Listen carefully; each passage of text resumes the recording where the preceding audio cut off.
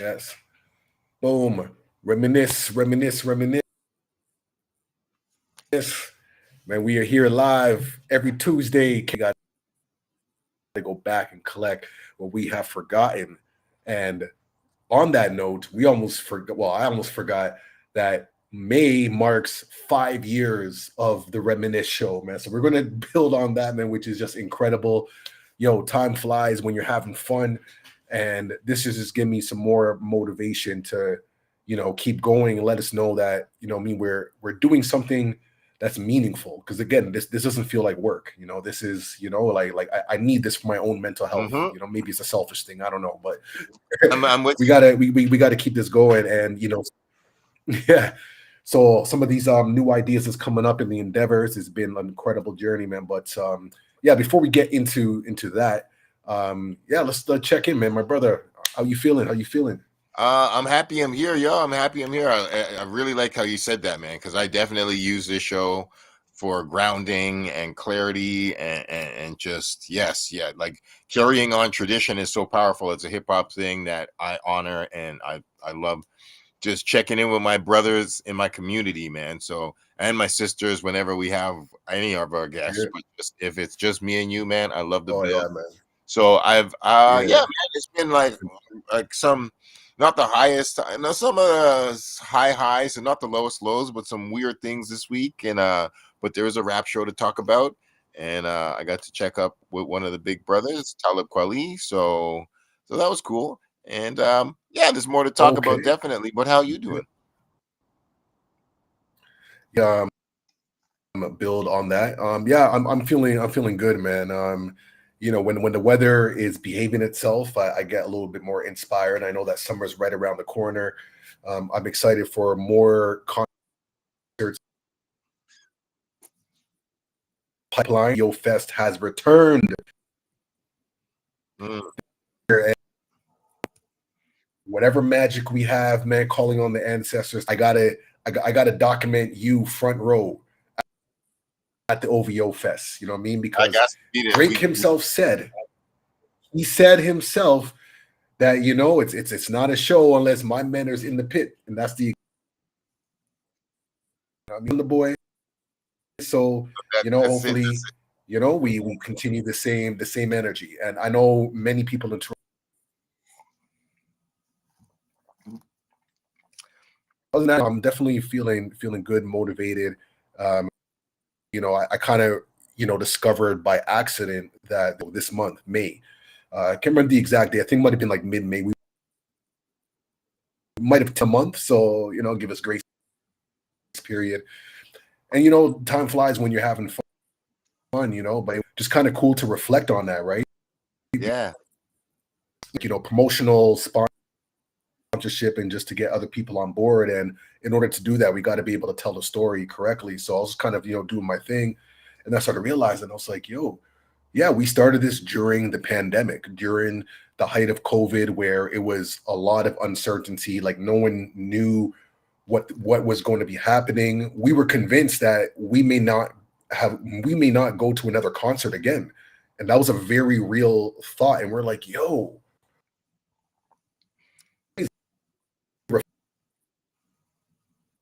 just kind of like took it for granted. And that was literally the birth of the Reminisce Show. And then we started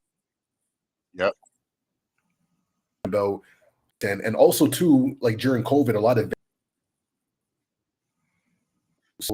possibility that this, as we know, concerts, it's not going to happen, or virtual.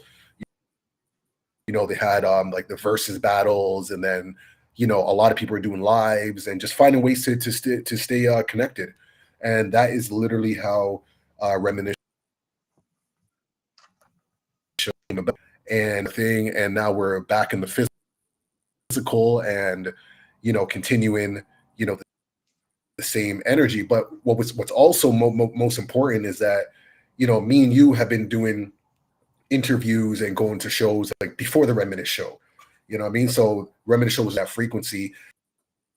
And then now, even in that self, as I'm thinking about it, it's like Sankofa, right? Because it's like we started off doing interviews and connecting in the in the physical, and then things went digital, and now we're back into the physical again, and now we're doing both.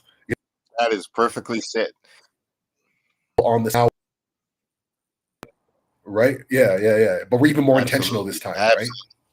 You said it all so perfectly, and we just carry on the torch of telling the truth, being real life documentarians, capturing it digitally or physically, and it's just so great. I love an event and just your connections, my connections, your knowledge, my knowledge. We just link and we just making great things happen, and people see it and they just respond, and it's like as you said, I'm so happy OVO Fest is coming back.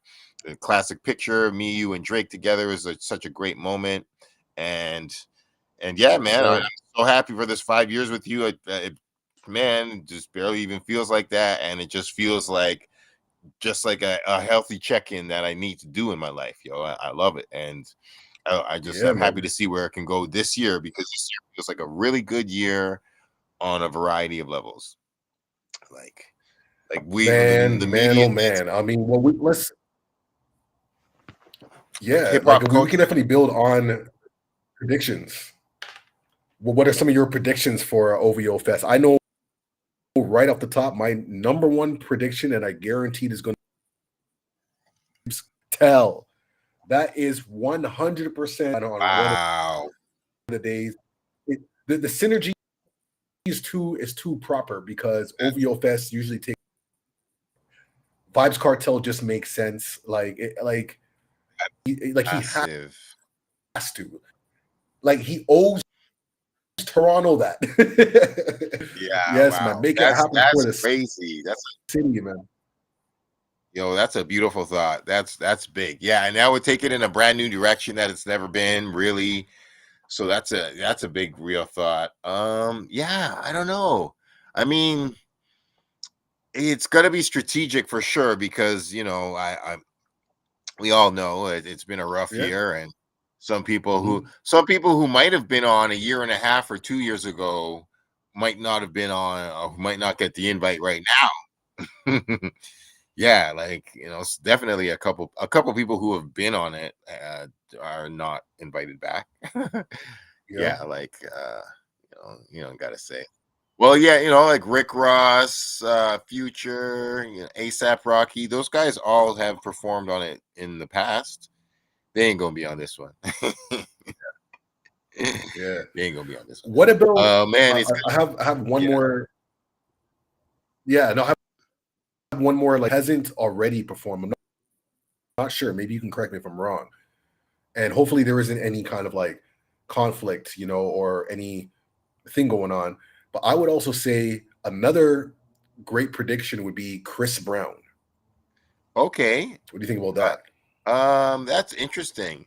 I don't think Chris Brown has actually performed at an OVO. I've never seen Chris Brown, but Chris Brown is also coming here in like June. He's doing his own Breezy Bowl tour, so he'll be here yeah, he's coming not too long from now. So he might be on tour actually when Drake is doing it. So, but no, I mean, that's a still it's still possible, if Chris Brown has a day off of his tour, he can just helicopter in, and it's not impossible, and it would make sense. That's that's a possible candidate. I wasn't even really thinking about that much, because I was happy when he just announced it, I guess like yesterday, with the Central C concert. Yeah. But I mean, not well. Could it be, man? Who else? Who Who else can like just really be like, oh, who? Like I'm trying to think, like what? Who could do that? Yeah, I mean, who else could he make peace with, man? That it would be a shock and a surprise for him to reconnect with. That's one thing, because Oh, that would be interesting. performers are one thing, but if he actually uses it to be like, hey, you know, I mean, a lot of people expect him to say something about Kendrick or whatever, and I hope he doesn't. I hope he really is like, that's I don't think he will. Like, I'm really glad he's not bringing up Kendrick at all in these new concerts. It's just like, I've moved on. But yeah, if he's like, yo, instead of beef, I want to like use this moment to squash something. But yeah, like I don't know, it wouldn't be like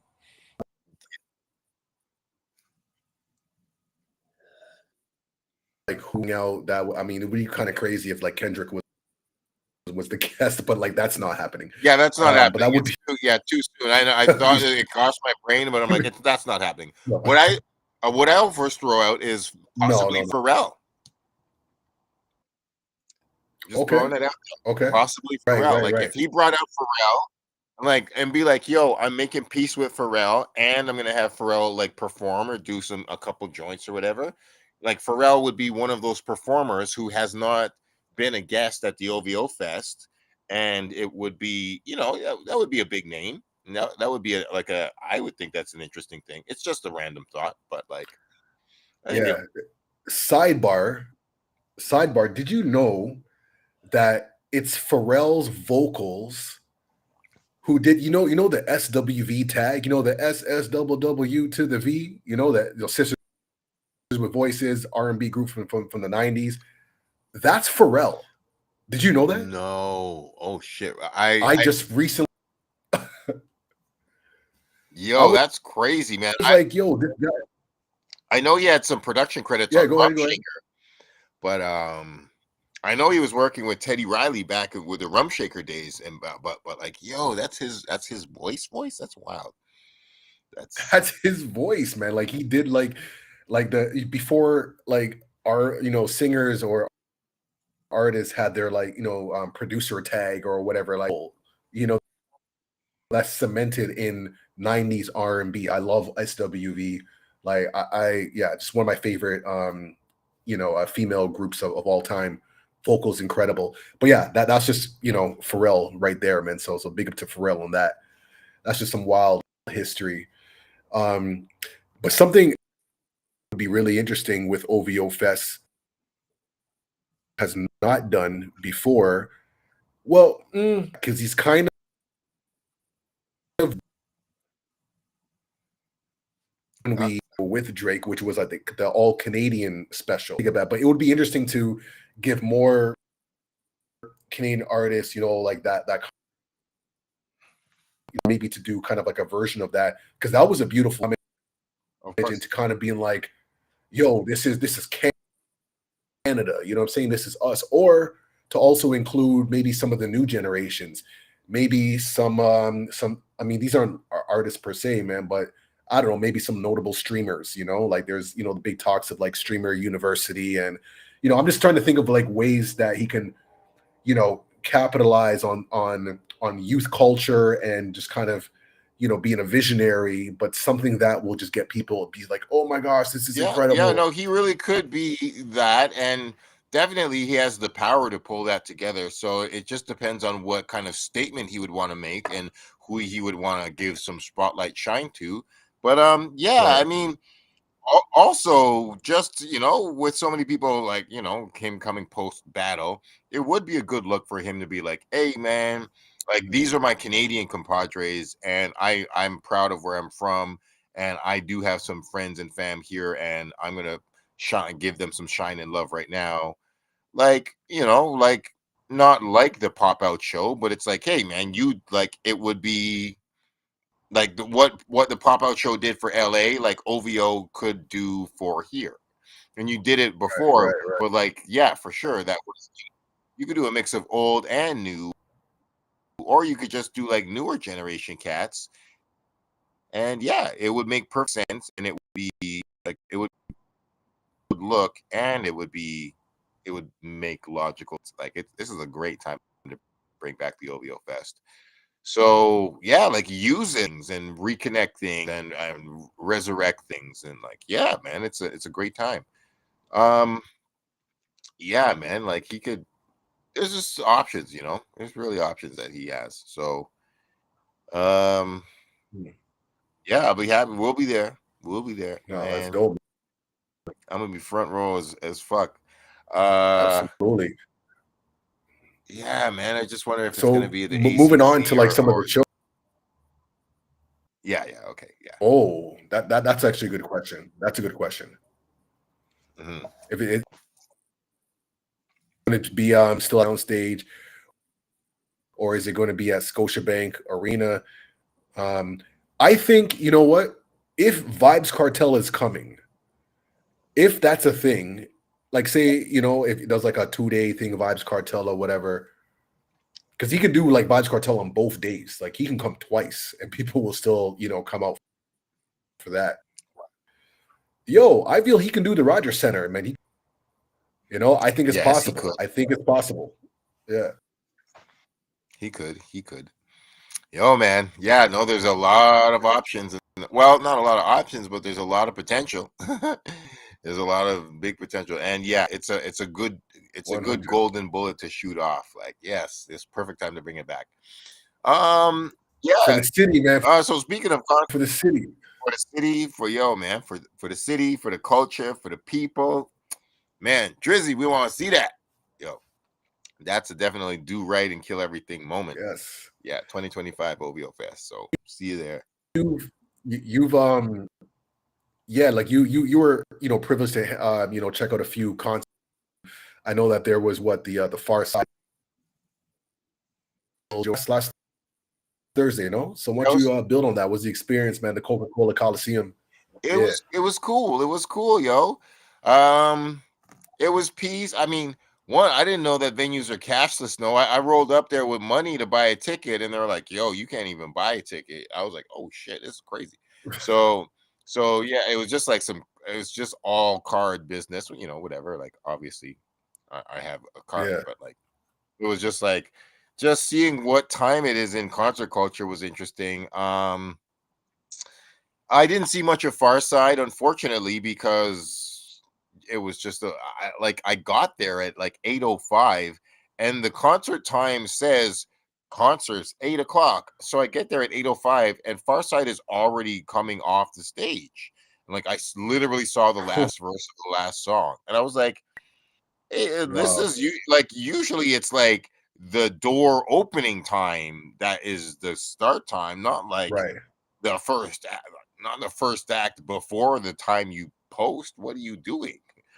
Like you say doors at That's 9 or mad. something like that. And like, but yeah. So, anyways, I only saw a bit of Far Side, but I did see De La Soul, and Okay. they brought out Talib Kweli again, and like Mm.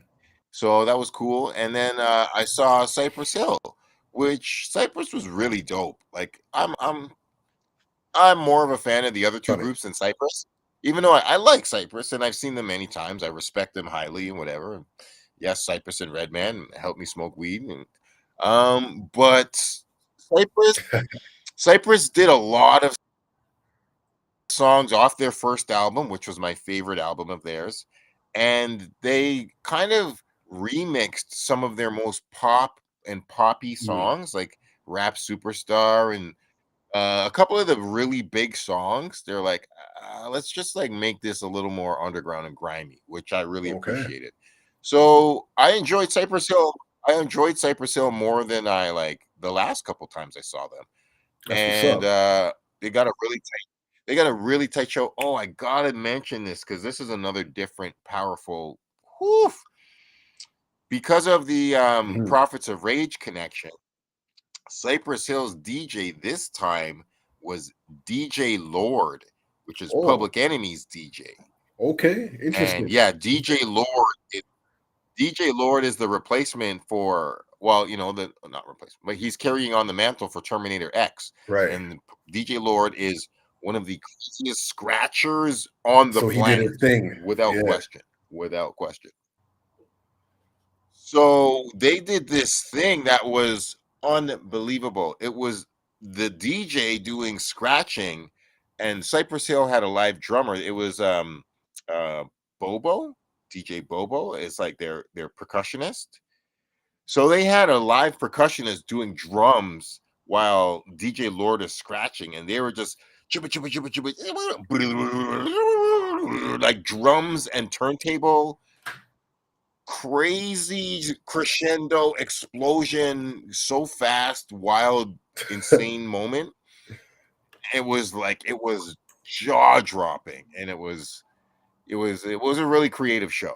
And at the very end, they did this like tribute to Jump Around, and they're like, everybody jump. So they're like, this is from our era. It was kind of weird because it was like, this isn't a Cypress Hill song, but like they did Jump Around, and like they brought out everybody. It was like interesting where it's like hip hop has become this like folk music now, where it's like, you know, Cypress, they not only did they bring out everybody to do it, like Talib comes out and Maceo and Paz Deneuve and a bunch of the dudes came out, the opening acts. So they were all on stage at the final song, and then they're all jumping to Jump Around, and Cypress is doing Jump Around. And it was a really dope version or whatever, but it's like, this is a That's House of not even their Pain. song. House of Pain's not even here. It's totally, but it all like, to any hip hop head from the time, it obviously makes sense why Cypress Hill would do a cover of Jump Around. That's your exact era where you came out. So like, it was this interesting, and that's the last thing they did. And then they all did this big bow together. And when they came off the side stage, that's when they got to buck up with Talib Kweli, and he was chill, yo. He was chill. I got to talk to him a little more. Got another good picture with him. And shout out to G Stokes. I saw Greg, and Greg was just awesome. And Oh, salute, man. me and Greg and Talib had a moment. That was dope. And then at the end, I saw Be Real. I didn't get to talk to him. I got to like wave to him, and he like waved back. And yeah, it was a good show. It was a good show. Family was there. Saw Okay. Adam Bomb. Adam Bomb was cool. A couple other random homies I saw. That's what's up. Yeah, no, I heard it was a great show. I got to big up Amal.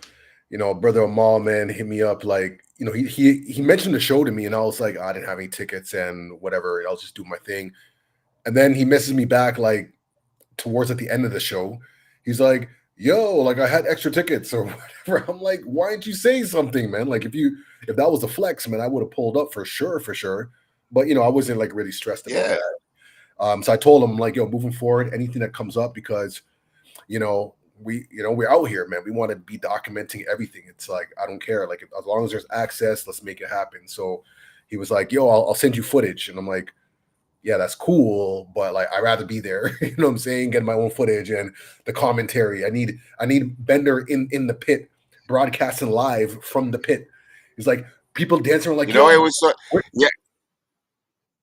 You're that's so what funny I need, because, man. You know what I'm saying? Like without even yo, man, you're so right. Because without even trying, like I tried to buy an earlier ticket, and then my ticket got fucked up because of some digital shit. So I had to buy a next ticket. That's what I was talking about, rolling up with cash. So I bought a ticket when I got there. And so it was just like it was like ticket for the higher section, but then I just found my way to the 100s on the floor. So I'm like right on the floor section, but I'm near the back kind of. So I was like, oh, this is chill. I'm not going to trip. I'd seen them all before, so I wasn't like wiling out to get to the front. But then in the middle of Cypress Hill, just things kind of opened up, and I was like, man, fuck this. So I ended up walking basically to the front, and like for the most of Cypress Hill, I was still Mr. Front Row. I was just like on the left side, but I was right at the front, and I got some. I mean, my phone was almost dead, but I got some good footage, like front row again on the left side, and I got a picture with Talib Kweli, and I saw Paz Deneuve, but Paz Deneuve just like he's just very shy, so he saw me and then he just moved, and I was just like, man, this guy is it's beautiful. I love you, Paz, but he didn't say hi to anybody really, not anybody that was outside of the gates. He's so like introverted. But it was a good show. It was interesting. Right? Good family show. And Word. Yeah, shout out Natalia. So, Natalia was there. Just kind of. Okay, my shout out Natalia, man. So just kind of going off of, like I said, like this is, month of May represents 5 years of us doing this Reminisce Show, and how it just kind of started, during the height of COVID and us preserving history and culture. And I think it would be a great time to, talk about a few things. Since OVO Fest is coming back this year, and shout out Drake, who I've always said, man, like that's an artist that we don't have to worry about per se. You know what I mean? And what I mean by that is like he's always had the ability to somehow like alchemize challenges and things. And what a lot of people don't know, came into the game with beefs and challenges. So this is not something like new to him. You know what I'm saying? Like there has been what has been perceived to be a setback, and somehow it doesn't affect him like that. Like sure, he may kind of like take a pause to regroup and come.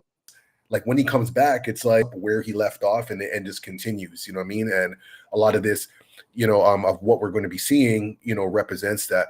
But you have interesting relation. If you can just share with the people them like like some of those earlier days of connecting with him and how you've been able to kind of like cultivate this relationship over time, which actually got us backstage at the OVO Fest, the Canadian hip hop edition, where Drake literally FaceTime you off of IG and was like, all right, whoever you're with, let's go, let's make this happen. And I'm like, backstage chilling by the open bar and all this kind of stuff. And anyways, like how did that come about, man, from the beginnings, and how were you able to like nurture those kind of connections over the years with someone who's like a mega superstar right now? I mean, it's been good because I don't post every single message I get from him. I haven't told every story I've had with him. And like, I love the culture, and I go where it's happening. So I got to I was seeing him when he was literally it started when he opened up for Mos Def, when Yasin Bey, but literally it was still going by the name Mos Def at the time at the Phoenix, and Drake was an opening act, and that was the technically Drake's second concert, because like a month or two earlier he had opened up for Ice Cube at the like Molson Amphitheater, or no, at Budweiser, and I didn't even know about that show. I would have been there, but like I've seen Ice Cube many times, but that slipped under my radar. But I'd seen Drake multiple times, and I saw him at the MMVAs once. This is a wild, weird story. Once, like one time, he was going in the MMVAs, and I was talking to him, and like we were both going in, and then they tried to separate us, and I was like, "Yo, I know this guy," and he was like, "Yes, he knows me," and like the people were like, they're like just trying to punk me off, but Drake was like, "No, I know Mindbender, man. Stop fucking with him." So we've had some interesting just connections over the years. Yeah, so I was really happy when he was just, I think it was maybe the fact that I was at the that year I was at we were jamming hard at Scratch Bastards barbecue, and I was front row there. I was wilding out. My energy was high. So I think that was one of the reasons why Drake, when he was doing the OVO Fest that time, he was like, "Yo, Mindbender, like I need you at the Canadian event, like front row as usual," because that was a really good moment. No, that's super peace.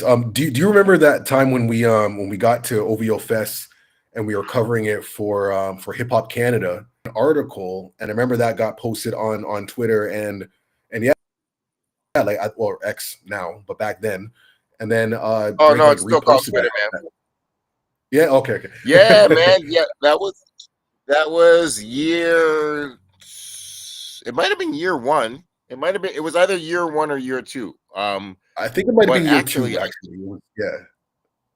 Yeah, it might have been year two. Either way, yo, I'm really proud of that article. I mean, it's been honestly it's been over a decade since I wrote that. But Yeah. I don't even lie, and I don't say these things without some form of evidence. And I make a bold claim, but I do believe that article that I wrote for the OVO Fest that Drake retweeted and loved, Rolling Stone the Source and Complex, like a couple other magazines, straight bit my format, and just the next few years, cats were like using my exact fucking style and the energy. They couldn't write it exactly with the love that I had, but the perspective that I put to it, Yeah. and the timeline of how detailed I broke shit down.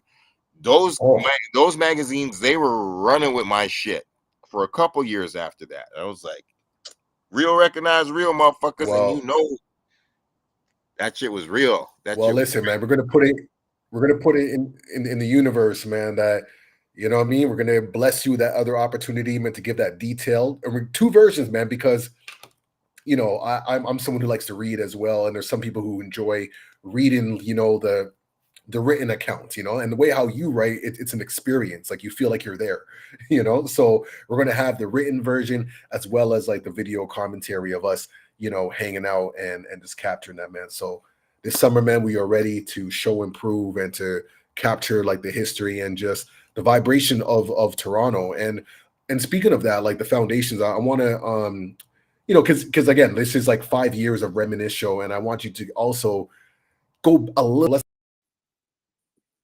Let's take it back to the days of you hosting In Divine Styles, man, at the platform meant for artists and the come up. You know, we're talking like, what would you say that was?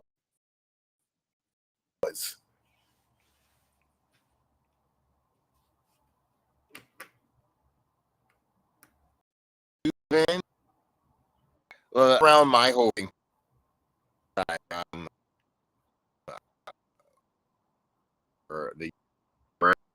6 months before then, I did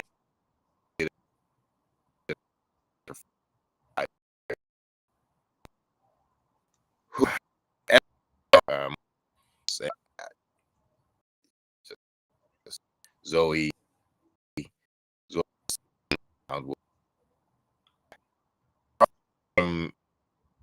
Dan used to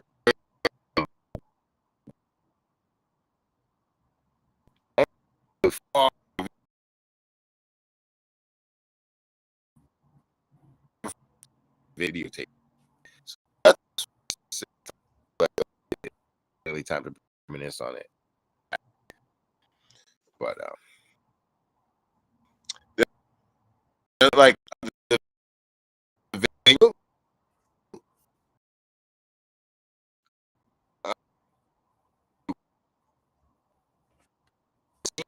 work actually, you know, it would be like nice to do like a reunion thing, but we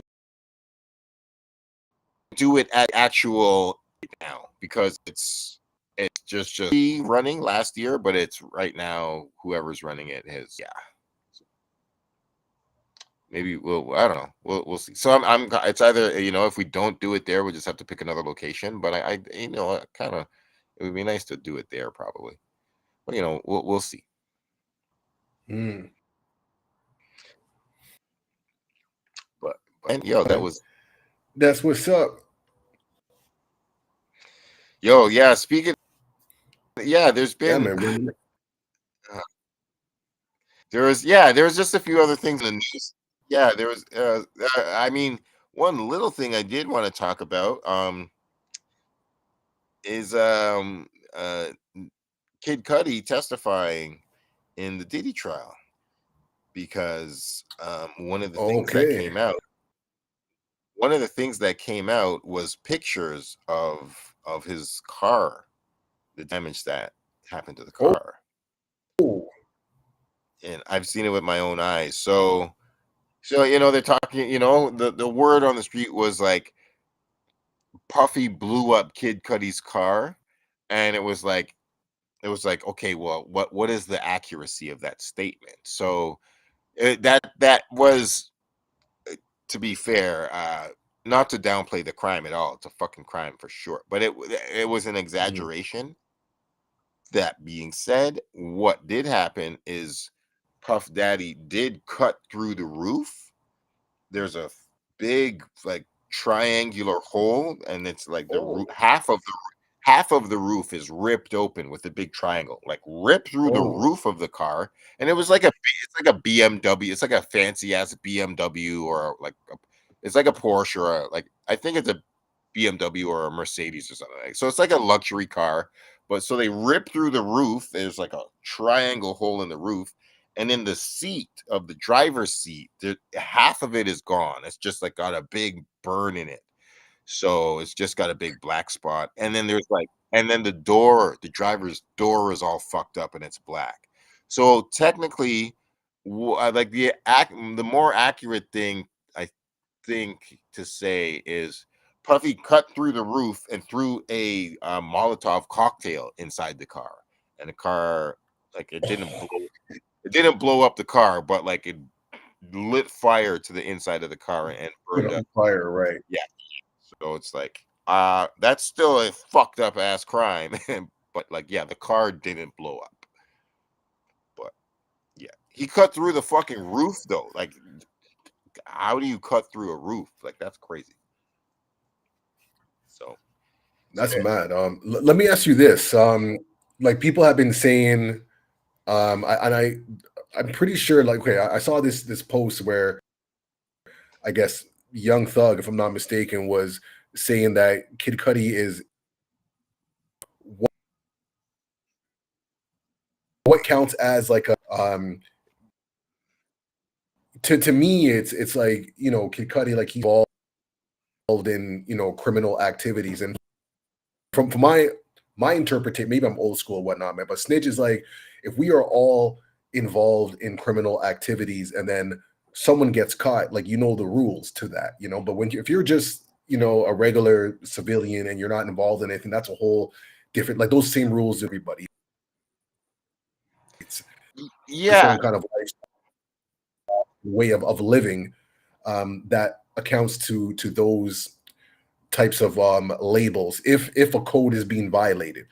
That's how I interpret it. I don't know if things have changed over the years or whatever, but you all let me know. No, man, I'm so with you. And the fact is, snitch is when you're doing crimes together with somebody, and then they talk about it.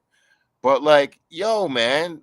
And another thing is, like, this is somebody who was attacking Kid Cudi, and Kid Cudi is not a street dude. But beyond that, I'm like, yo, one of the things that I like to factor in is like, this has got some fucking like rapist and abusive parts in this. And like, those people don't get no fucking protection, yo. I don't give no flying fucks at all. Like, I don't like the police, but if like, if I can't find anybody else that could bring justice, and I knew that I knew 100% somebody was kidnapping a girl or was molesting somebody, I call the fucking cops. Fuck a fucking rapist or molester. You don't. It's not snitching to put those to punish somebody who's doing those kind of crimes. So like, I don't fuck that shit. 1,000%, zero tolerance for that shit. So I'm like, yeah, like Kid Cudi wasn't like, he wasn't being raped, but it was like, yo, this is like, it was over an abusive relationship with Cassie. So like, fuck that shit. We ain't defending Diddy on that shit. We fucking telling his fucking story. Cause goddamn it, nobody knew that he's been doing this shit for like a decade. This shit happened in like 2011. Shit happened like over a decade ago. So it's like, fuck that shit, man. All those people are idiots, man.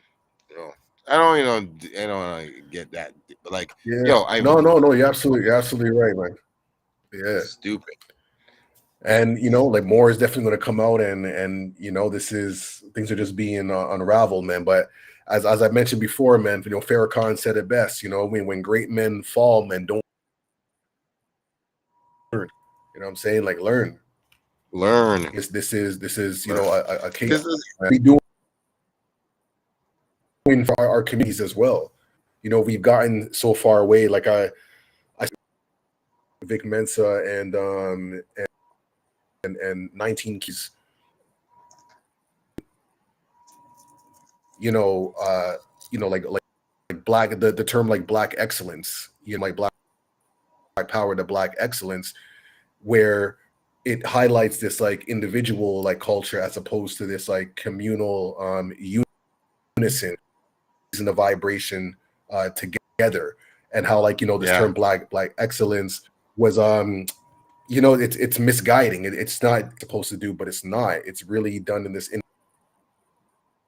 individualized, composed to this like collective, like the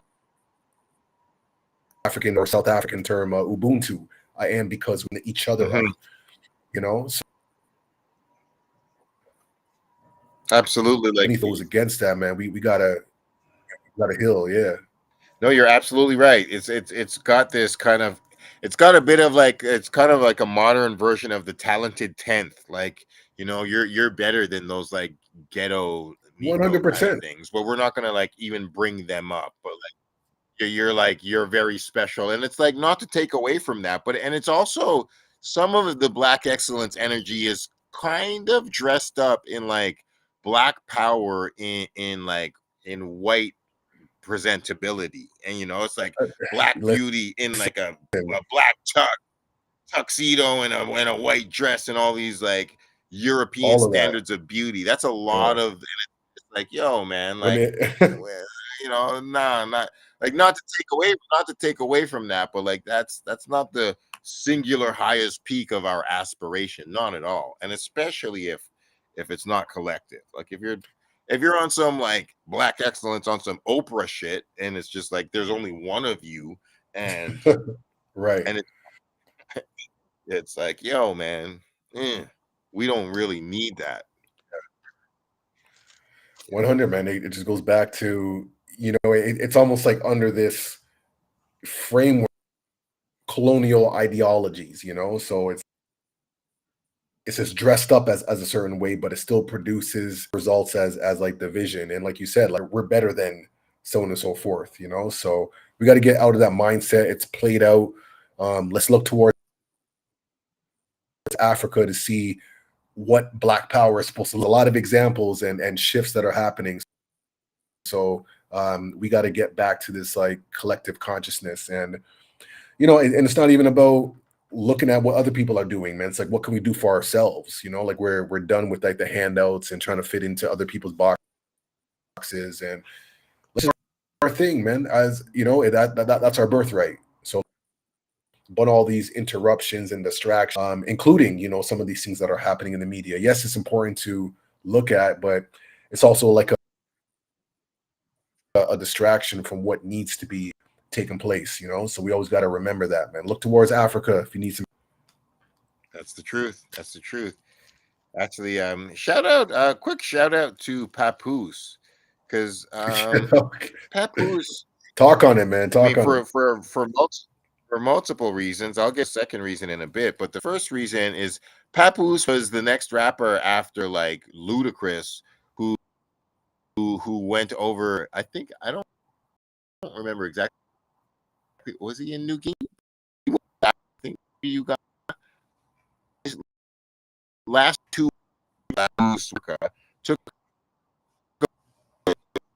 and it's like people. I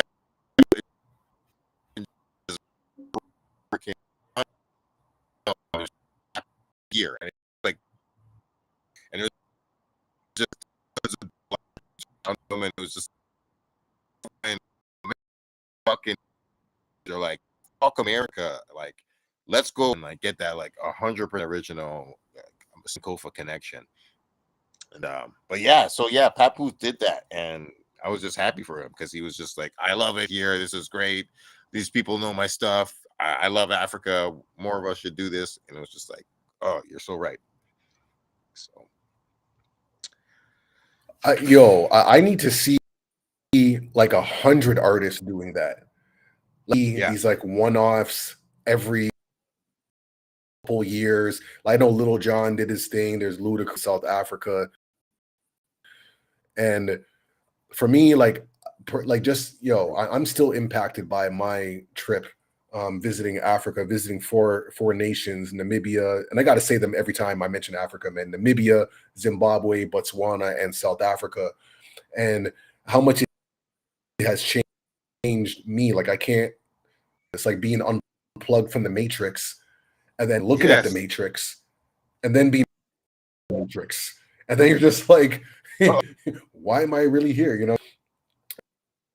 So for me, it's like I know how life changing, how it just activates your DNA. I'm talking like, yo, if you've been blessed with, you know, large amounts of melanin, like there's something that activates when you reconnect with Africa. I don't care where you're from, the Caribbean, you know, America, South America, Central America, wherever, man. If you black, man, you know, something gets activated there.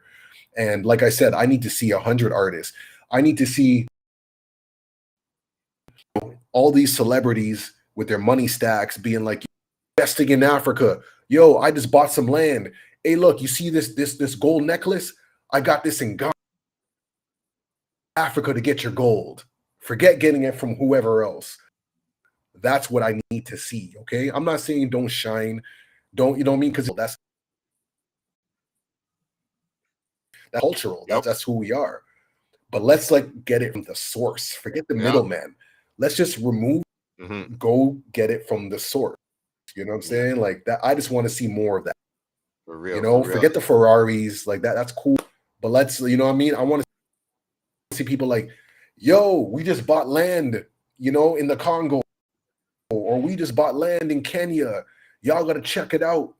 We're treated with dignity and love. And I need like people like Beyonce, these high profile celebrities to be like, yo, Africa. That's it. But they ain't going to do that. Why? I'll let y'all figure that out. You know what I'm saying? We gonna but keep hey, asking. We gonna keep asking until they stop ducking the question, because it's like that's the ultimate goal. That's the ultimate goal. And some of them know it. Ludacris knows it. Ludacris got citizenship and got land there. As far as I know, some of them know. Like I heard there was some issues with Akon's city that he was trying to do, but it's better to fail big in kind of a dream than, you know. I'm not gonna take away from Master P, and like Master P is awesome for buying up the Calio projects. Stuff like that is cool. That's real great. But at the same time, yo, like ultimately, we really should be building bridges back to Africa, and, you know, like back to the motherland, and ownership issues. Like that's really the end game. That's the real end game. So, and it's like, yo, man, those people. It's like, yo, some of you people got like how many mansions you got around the world? So it's like, how come you don't have a little bit of property in Africa? Like, do you have nothing in Africa? And you got like 6, 7 mansions, and like, what's going on with that? Across America, and some of the maybe there's some just reasons.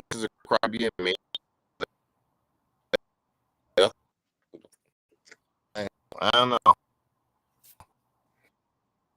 man. I'm with you, man. That's it, man. And after what you said, from what you said at that America, it's like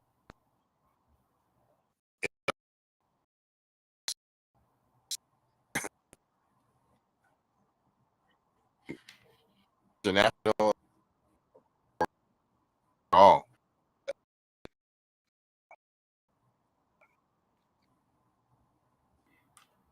fighting color.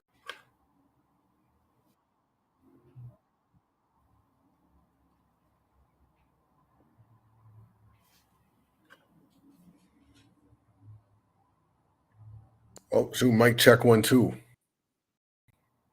Yeah, yeah.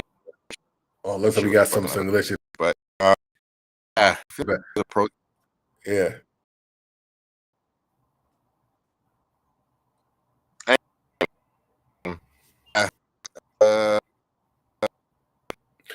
Yeah, it looks like we got a bit of glitchy, man. But you know what I'm saying? It's all yeah. It's all good. But I guess we can wrap it up for now.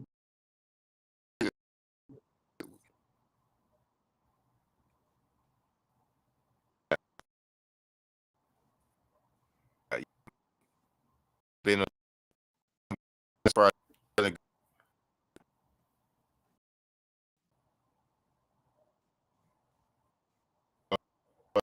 I'm here today.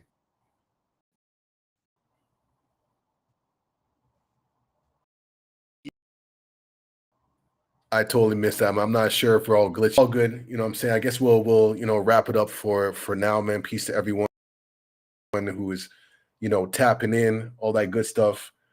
And yo, man, Reminisce Show, man. We do this in PM live Eastern time, man. So make sure y'all tap in. We're gonna keep it going and continue documenting the city, man. So big up to everyone who show love and support. Enough love to y'all, man. We're gonna sign off like that, man. Go by Logik, and I'm here with my brother Mindbender Supreme. And yeah, man, do the knowledge, man. We out here. Toronto.